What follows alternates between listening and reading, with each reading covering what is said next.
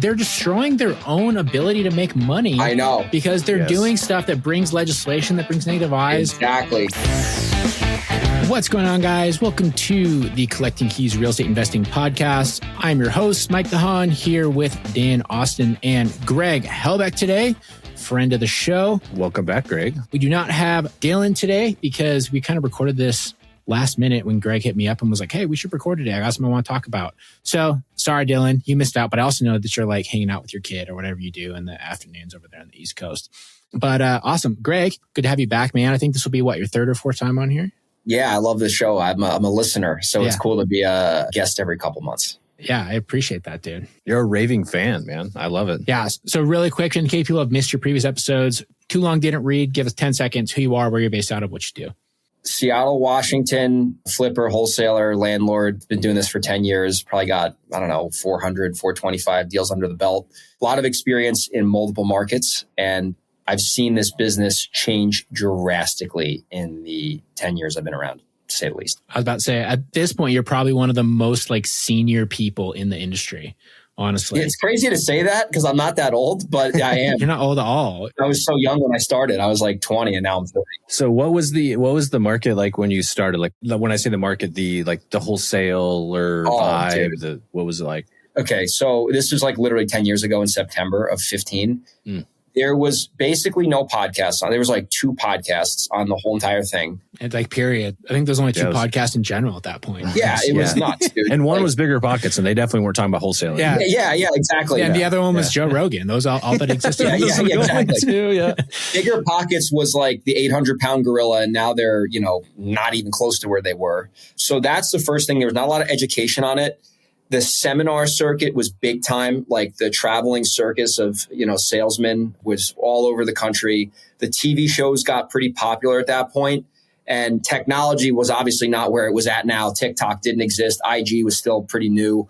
And then, like I said, YouTube wasn't like it is now. So the information that was going around wasn't that popular. Therefore, the competition was not that.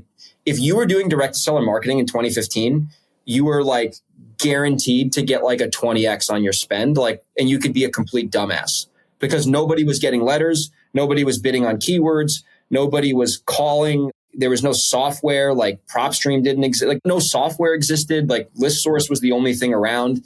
It was a completely different. It was crazy. The values obviously weren't as high as they are now.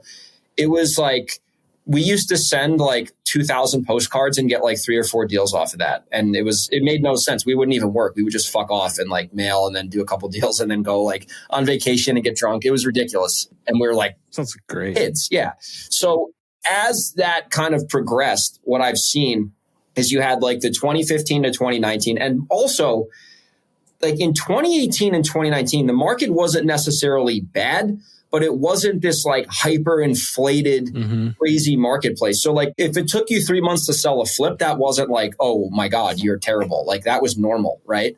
So it was an interesting time. And then I saw that as from 2015 to 2019, it was if you did direct to seller marketing, you were a genius, right? Just because you did it.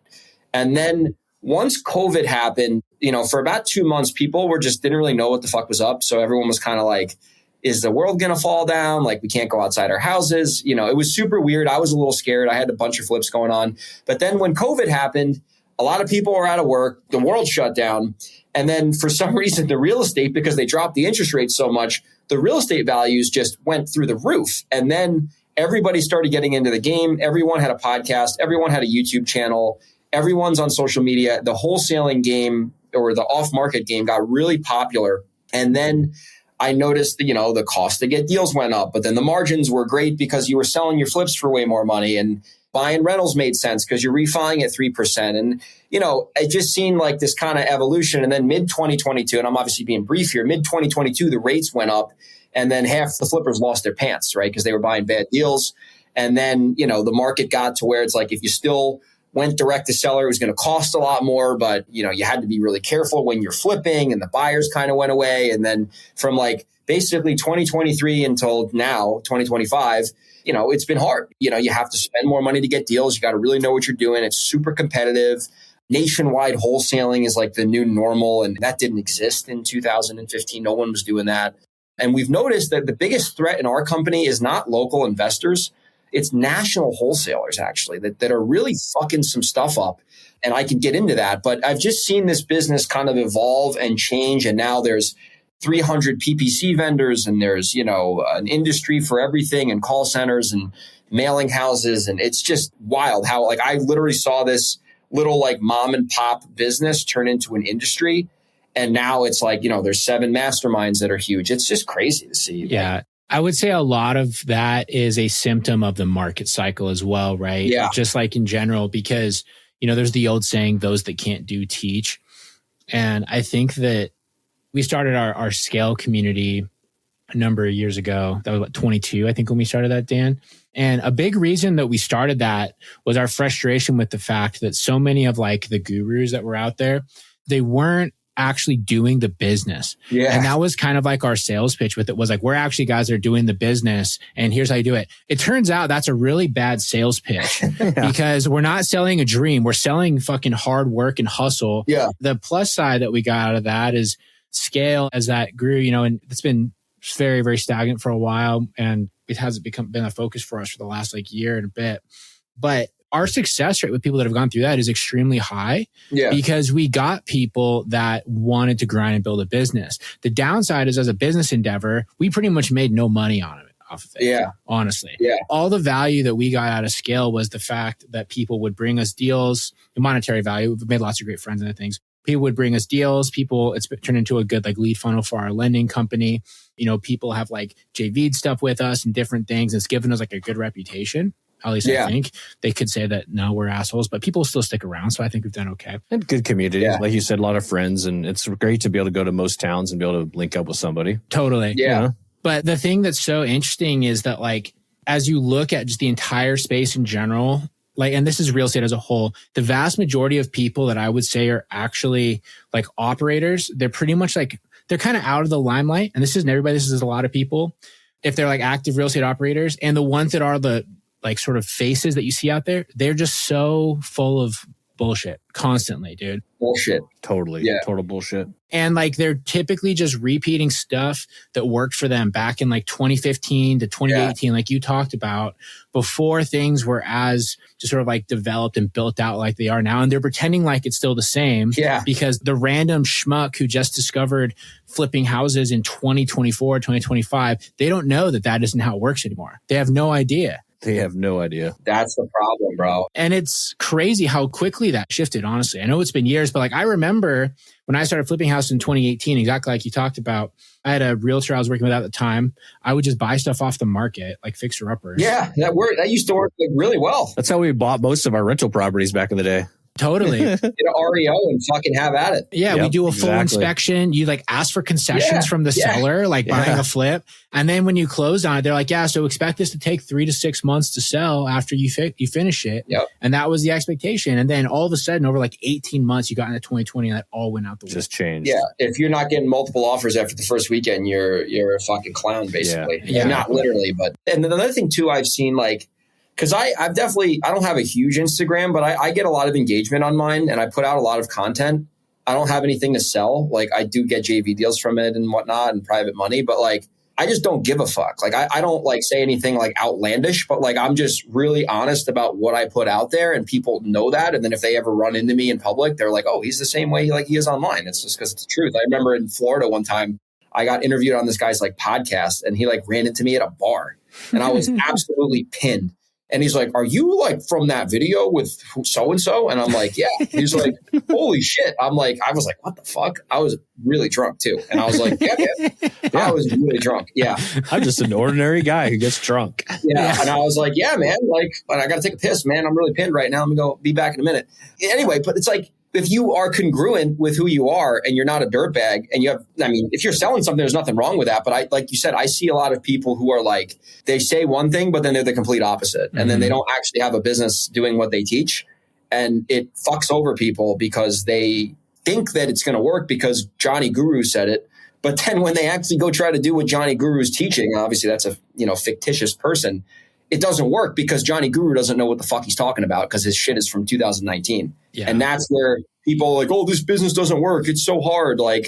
I can't believe a seller is going to sell their house for 50% of market. It's like, yeah, like you got to spend money to do that. You got to know what you're doing, and shit changes all the time. Like if this was that easy, then there'd be no opportunity. I have a proposal. I think, and Mike, you're going to spearhead this. This is right up your alley. So there's this podcast I listen to. It's called the Anti-Hero Podcast.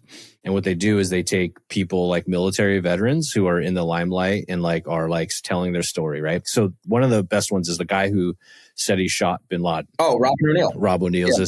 So they break down his story and his background and basically prove that he's a complete phony and it's bullshit, right? And they do all these interviews and talk to people behind the scenes, and they'll take their book or whatever, read it word for word and like all this stuff, and they bring it down. So like, Mike, what you'll do now is we'll do a bunch of background research on all these gurus and just break down how it's just all bullshit. Then we can publish it. Oh my God. A special 10-part series for Michael DeHaan, the Anti-Wholesaler Podcast.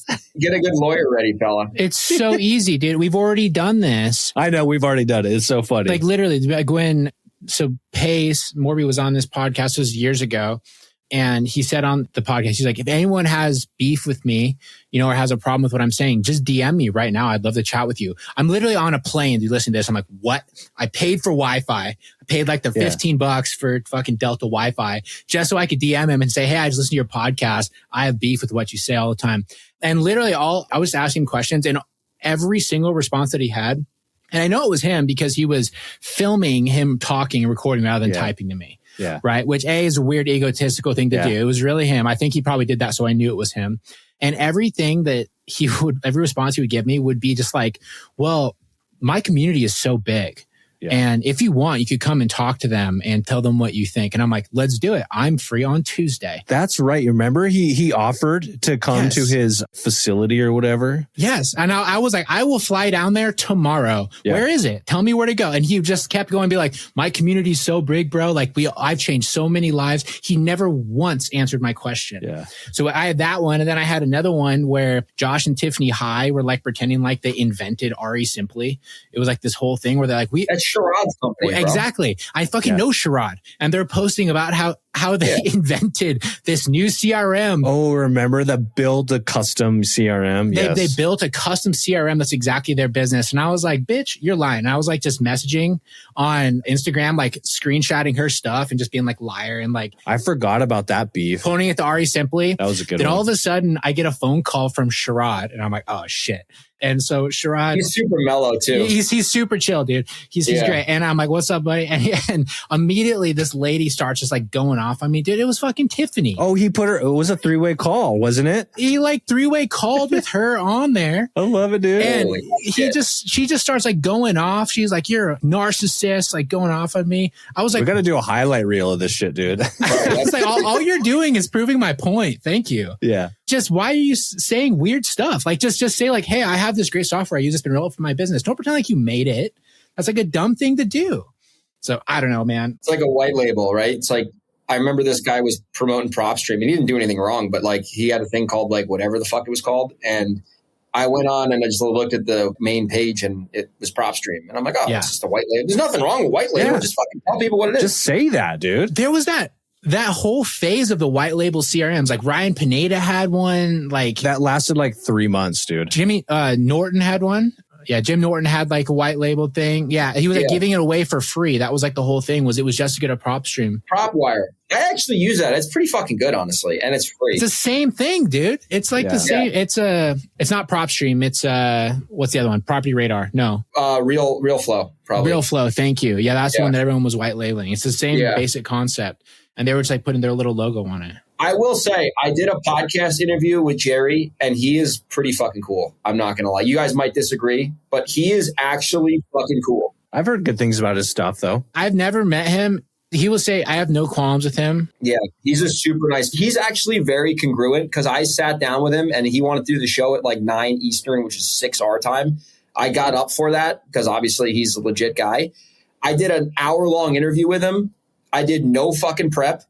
And he was easy to talk to, polite, respectful. I could tell he actually knows what he's talking about, and he's a very good marketer. So I give him a lot of credit because he's a big guru and he's legit. So I got nothing but good things to say about Jerry Norton. He's a solid guy for sure. If you are a real estate wholesaler and flipper and you want to be around other people that are looking to grow and expand your businesses in this ever-changing economy, then you need to check out our Scale community. Go to collectingkeys.com/scale and you can get all of the details there. But long story short, we are a small, tight-knit little group of serious real estate entrepreneurs that are looking to really make massive income and not just passive income through this ever-changing economy. So if real estate wholesaling and flipping is kind of your thing, go to collectingkeys.com/scale. You can book a call with me on there if you want, and I'd love to see if you'd be a good fit. But one of the easiest ways to find out people's bullshit, though, is you question it just like a little bit and you see how they respond. Exactly. If they get defensive, if they suddenly have like a reason or like a one-off, or they have like some sort of excuse about why this particular case is different, then you know that they're completely full of it. Yeah, exactly. 100%. No, it's crazy. So you fellas want me to tell you what I saw the other day? Because this is the impetus of this phone call here. Yeah. All right. The meat and potatoes. Let's go. So I'm on Instagram on Saturday at, I don't know, 2:30 local time. And I'm just scrolling because I don't really look at my phone in the morning on the weekend. I don't really like looking at my phone at the weekend, but I'm fucking on Instagram. What else is new? And I see this dude make a post, and it was like a reel on IG. And he's like, how we make an extra $7,000 to $35,000 per deal. And I'm like, am I missing something? That's a huge range, by the way. Yeah, right? Yeah, it's a lot. Right? So I was like, that's interesting. So I go on, I watch the thing. Obviously, I followed the guy. It was like one of those like, do this kind of videos. It was like, get a re-inspection. So he said re-inspection 5 to 7 days before closing, and then basically renegotiate the price after you do a re-inspection once you have a closing set. So the seller basically can't do anything because they're essentially packed their fucking house. And I stopped the video. I was just laughing and almost like crying at the same time. Like, this is like an actual like criminal activity. And I'm like, that is so shady and so disgusting. I'm like, I got to comment on this thing. So I comment on it. And I didn't say anything crazy. I was like, hey, man, I think this is why wholesaling is going to be illegal. This is disgusting. This is just shitty, basically. And then this other guy who does a lot of deals said the same thing. He's like, hey, I agree with, Greg here. Like, this is fucking disgusting, basically. And it got me to realize like the amount of just scum tactics that happen in this business. Because if you really want to like break it down, like, okay, yeah, can you make more money on every deal if you wanted to? Sure. But if you think about, if you need to renegotiate a deal on your inspection period, or if the seller lied, there's nothing wrong with that. That happens all the time. That's normal, right? Or maybe your buyer is at 500 and you have it under contract for 500 and you got to make 20 grand and you ask the seller, hey, I don't have any room here. Can you go down lower? Like whatever. There's nothing wrong with that if you set the right expectations. But if you know you're making 30,000 and you have a buyer and you have a seller, and then you want to make 40,000 because you want to go ball out at the club, and instead of getting the buyer to pay more money, which you probably should have done anyway, you go to the seller who's vulnerable, most likely never getting money like that ever again, and unsophisticated, and you get them at their like real estate weakest point when they're all set up to close. And you say, in order for us to get this done, we need to be at 10,000 less for no fucking reason. You are a piece of shit. I am sorry to inform you. You are an absolute piece of shit. Especially if nothing's changed with the property. Nothing's changed. A re-inspection. Right. Like, it's fucking disgusting. Like, because they know, this person's got their moving truck coming on Sunday. If we hit them on freaking Thursday night at 6:30 p.m., they have no choice. They have no choice. And it's like, this is why wholesaling is getting really hard with regulations. Novations will probably become illegal eventually because it's like a even bigger version of wholesaling on the market. And we notice in our business, we don't really lose to local buyers that often. We lose to the national wholesalers who go get these properties under contract when they don't know a fucking thing about New York or Washington. Nothing. And they get the seller to take $100,000 more than what we're offering. And then they ultimately screw them over. And this is like happening at a rapid pace because everyone's trying to do this national. So much. Everyone's bidding on the same keywords. And it's an absolute shit show. And I just want to promote doing this business the right way. And you can still make a shitload of money doing it the right way. You don't need to be like some asshole making 10 grand per deal. You can make $100,000 on a seller's house and not feel bad about it if you do it the right way. Yeah. The worst is when you already have it sold too. So like with our lending business, we'll see this from time to time. We actually have a deal this morning that Dan told me about. It's with a very prominent company in our market here in Spokane, Washington. I'm not going to say which company it is, but it's a very, very prominent one. How come you don't want to say which company it is? Because I'm not going to do that, Dan. I'm going to take the high ground here. But it is a very prominent company here in Spokane. They're the most well-known. How about that? Yeah, most well-known for sure. Like all people know Are they easy to work with? I've heard that. I don't know anything about them. I've heard that. Yes. I've heard that exact quote oftentimes. I've never worked with them personally. So we're doing a loan for one of their buyers. They sent out the dispo email. No one took it. Our buyer got it for like $10,000 below their ask. So they were having a $10,000 fee. This deal is supposed to fund what on Thursday, Dan? No, you're right. It closes Thursday. Next couple of days, buyer calls today and said, hey, so this wholesale company, they did a price drop with the seller. With the seller. Is that going to change anything about the deal? The buyer's price is staying the same. They just went and price dropped the seller by 20 grand. So they now have a $30,000 margin instead of a $10,000 margin for no reason. The deal is already sold. The lender's already there. The thing is all set to close, and they just chose to do that out of greed. To your point, Greg, at the most vulnerable time, the week of closing, right? Yes. Like week of closing, like what are they going to do? Yes. It's kind of crap. This same company, I've had another one we were dealing with where the buyer ended up backing out because he was like, fuck that. I'm not working with these guys. Essentially what they did was he's like, hey, I need the PSA, right? And so they gave him the PSA, and basically they went and got a price drop. And then he's like, hey, what's up? This PSA is different than the first one you gave me. Like this one's lower than the first one. And they're like, well, yeah, because the sewer is bad. So we price dropped the seller. And he's like, the sewer's bad. You never told me the sewer's bad. And then you price dropped the seller and kept the 10K? Yeah. What the hell? And he's just like, F you, I'm not doing the deal. So they basically just made up an excuse to try to get more money out of the seller. And so it's just like, that's that typical, this is how I make $7,000 to $35,000 more. I just price drop people. But that's great about this one because now I'm going to have both PSAs and actual hard evidence of this. So if and when they do listen to this, that's going right into my filing cabinet right here. Next time you deny any shady shit, well, it's going to be in my archive that I can just post forever. 100%. Yes. And that's the problem I have with people, because the truth is, is it getting harder to do this business? Yeah, it's going, the cost is going up and the margins are staying the same. But you have to just be willing to, and I heard this from a guy in San Diego who has a $50 million a year flipping company. He says sometimes you got to work twice as hard to make half as much, and you got to be okay with that. Yeah. This guy makes 50 sheets a fucking year.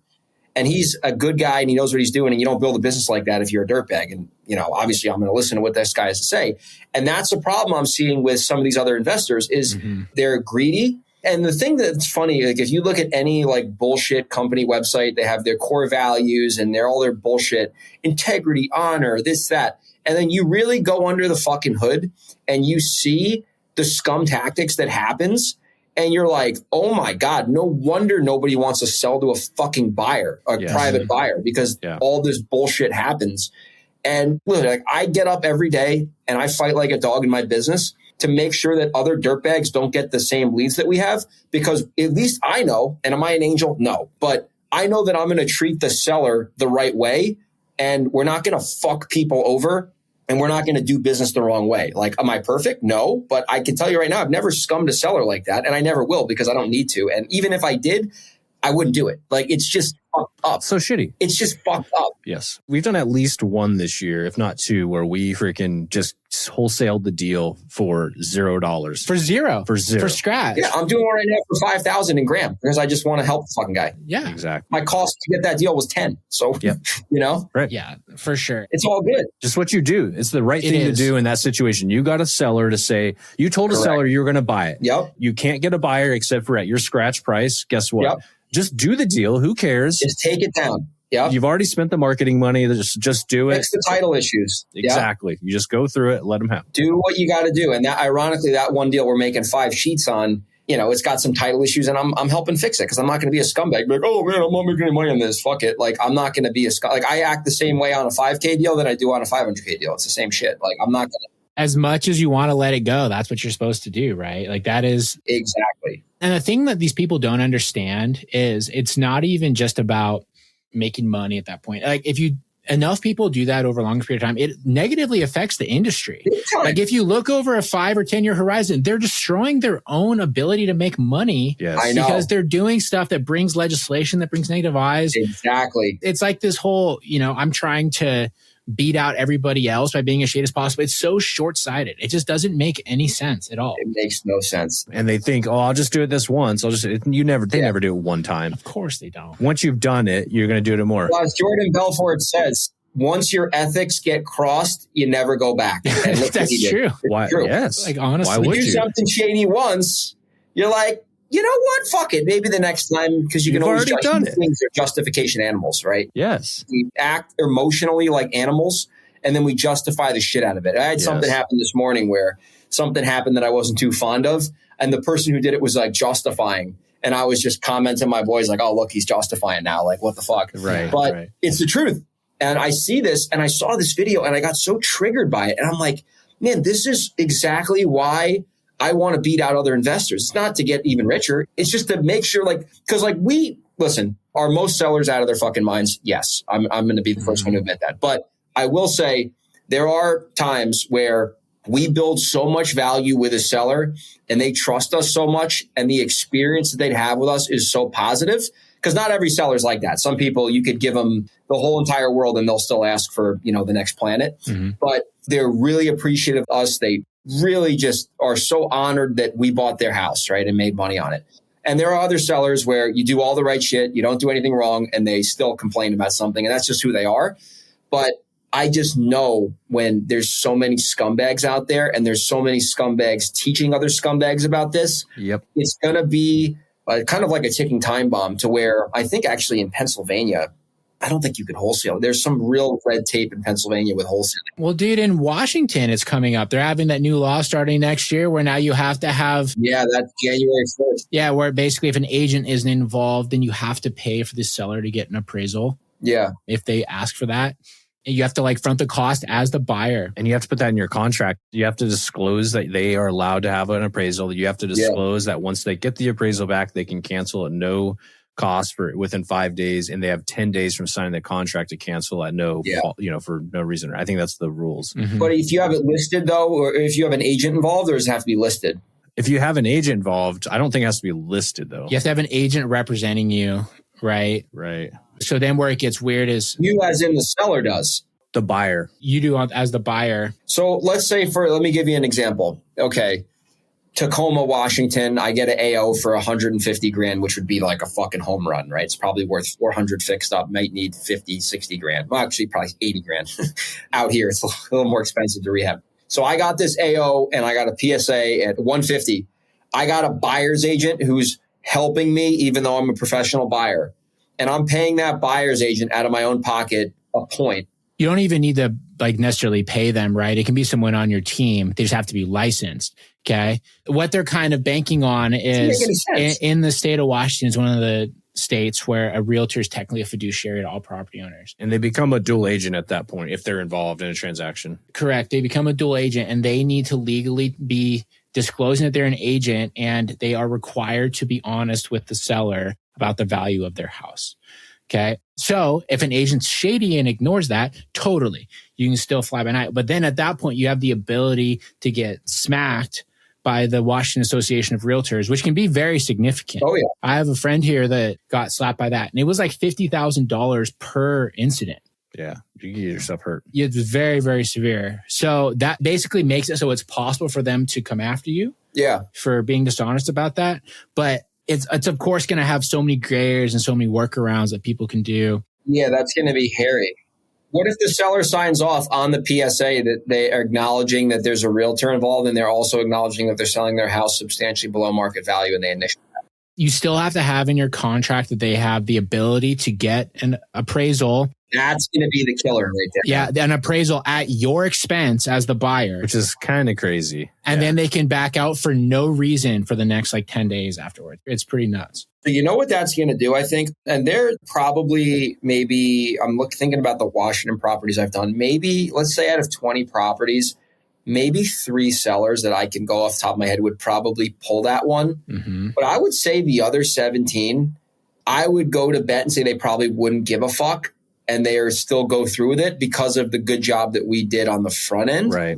I think there's still going to be fallout though, because if someone especially in my market in Seattle, it's worth 300 grand more than what I'm in contract for. Right. It's a fuckload of money. You know what I mean? Well, and nobody says you can't pick your appraiser. And I don't know if there's appraisal standards, but it's going to be like the mafia. That's what I was about to say is I don't know if you have to go through an AMC. Every regulation has a loophole.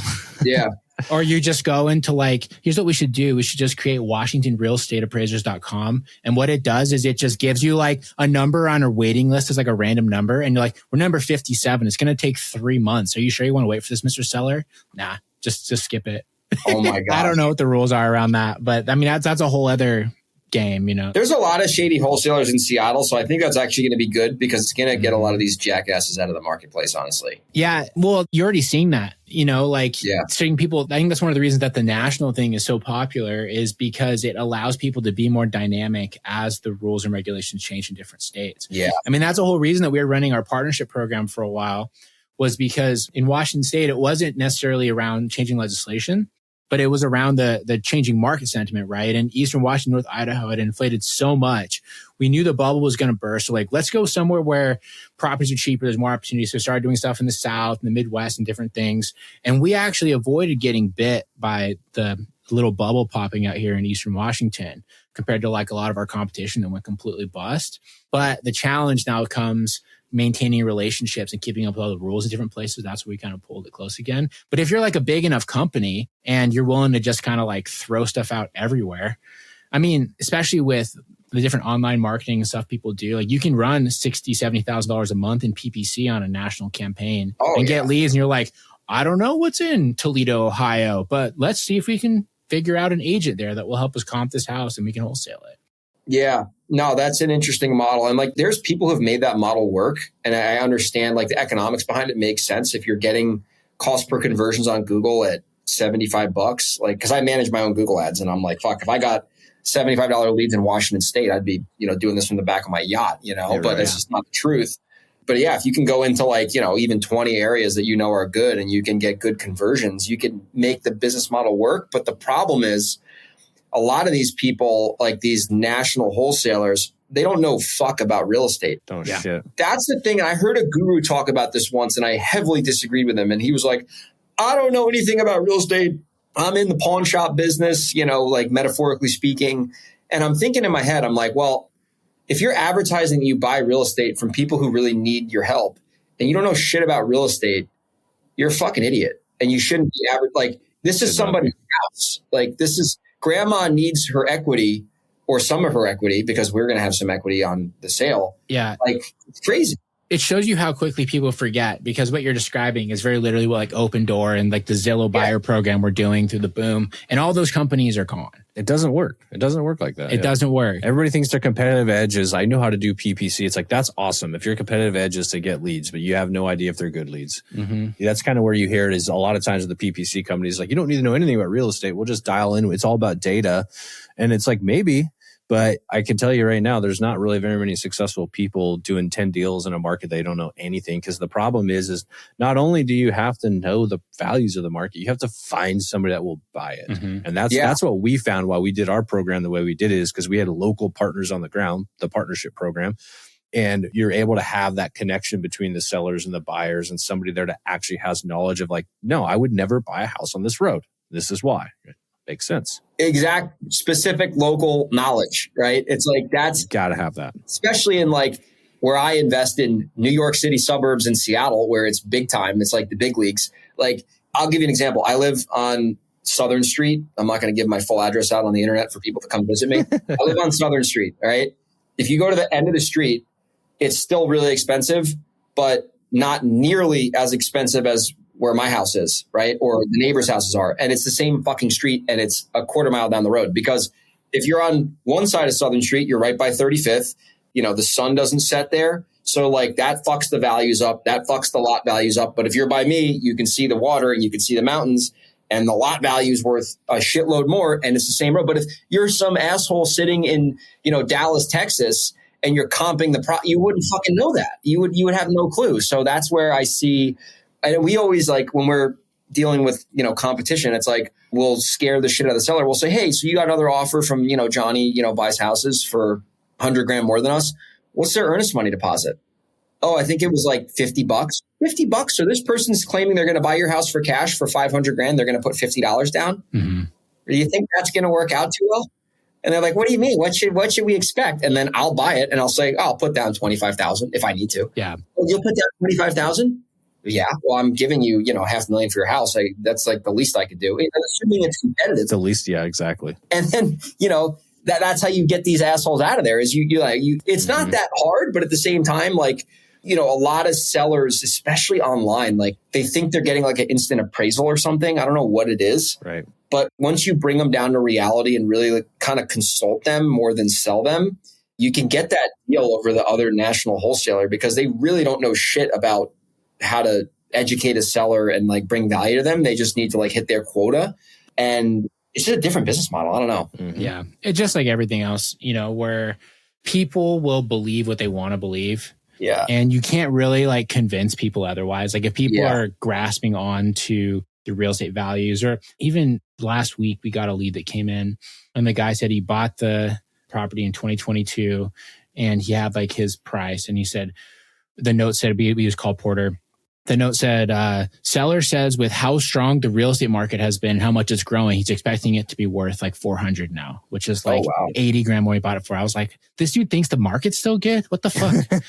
Dude, it's gone down by me. Just look at anything. Pick your poison of news source and every headline will be negative real estate. Yeah, literally. He's literally just been under a rock, but he's grasping onto that still. It's crazy. I have a flip right now in Beacon Hill, which is a decent area in Seattle. Yeah, I've been there. Yeah, oh yeah. Fucking the chin of Beacon Hill, baby. And I comped it neighbor house, literally same exact thing. Mine's nicer because I did a little renovation on it. That comp went at 515 about 2 years ago, maybe not even a year and a half, 2 years ago. I list mine at 499, less than that comp, and we're still on market. Really? With no offer. Wow. Yeah, and it'll sell. It's not a big deal, but I'm just people think their house went up. It's brother, look at the fucking data. I know. No, I know. It hasn't. It's just flat. It went down a little bit. People don't know that shit. It's crazy, bro. All that being said, Greg, what are you doing right now to be as competitive as you can in the marketplace? Yeah, for sure. That's a good question. Number one, we are closing on a lot of the houses and actually buying them. And, it sounds crazy to say I buy houses and I actually buy them, I don't assign everything. But we're making offers, on certain properties that we're going to close on. And we're going to actually, be the buyer. We're going to get it funded. It's not going to be a shit show. So that's the first thing we do to stay competitive. Number two, and this is something that people don't talk about that much. If we only want to wholesale the house for whatever reason because of our local knowledge and we don't want to take it down, we tell the seller we might not be the buyer for them, but we can help connect them with the buyer. And we basically tell them we're wholesaling it and they're fucking cool about it and they don't care. And we still put down earnest money and we put some skin in the game. Do the whole thing. Dude, we get deals like that all the time. We had this one up here by Canada and the lady got absolutely jerked by a wholesaler who put $50 down. And then she sold to me for more money.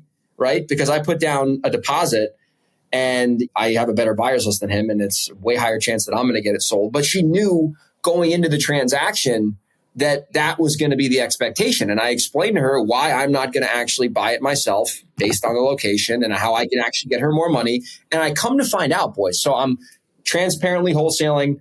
I'm putting big deposits down when I'm buying if it's necessary. Do I like to put 1,000 down? Yes. But sometimes I put way more down if it gives me a competitive advantage. And then the third thing that's tactical is we're very consultative with that seller on the situation going on. And if it's not a fit, we're going to tell them, we're going to recommend that they do something else. And that builds a lot of trust, a lot of value. We're treating it like we'd be treating a relative if they were trying to sell their house. And the sellers love that shit because they know we're serious about that. Mm-hmm. But back to the thing I was telling you, I try to do some digging on why this guy couldn't dispo this deal. And I go on a Facebook group. You guys are in that group. I type in the keyword where it was, and I see this fucker is trying to sell it for $100,000 more than what he originally gave the seller. I'm like, no wonder he couldn't sell it. It's not a deal at 230. It's a deal at probably 170 was what I'm trying to sell it at. And then I'm like, holy shit, no wonder he couldn't find a buyer. He was trying to literally take this late pants off. Yeah. It's just crazy. So on the stuff, by the way, I think the approach you're doing is where you have to go in this business. If you're not, you have to, if you're not trying to help and do do these like seller consultations and be like, you know what, this is not a fit for me, but here's your other options, then you're going to lose. I mean, that's where all these shady dudes come in, where they're still trying to like creep around the seller or what they're doing and doing some weird bullshit. Exactly. Yeah, looking for a one-liner. I get people asking me, Greg, what's your one-liner for closing sellers? I'm like, buddy, what the hell are you smoking though? Exactly. But for the flips you're taking down, because it is kind of Seattle's a stronger market than a lot of the country, but what are you looking at? Are you just looking at like almost wholesales, or you're not doing full guts, or are you doing full guts? Yeah, no, we're not fucking around with the big gut jobs. Those are usually never worth it unless you're in a really good neighborhood in the city and you can, like, for example, if you finish a basement, you add 2 bedrooms and a bath and it jumps the value up. I'm doing the cosmetic stuff, paint, polish, floors, doors, trim, that kind of stuff that's really appealing inside but doesn't cost a lot.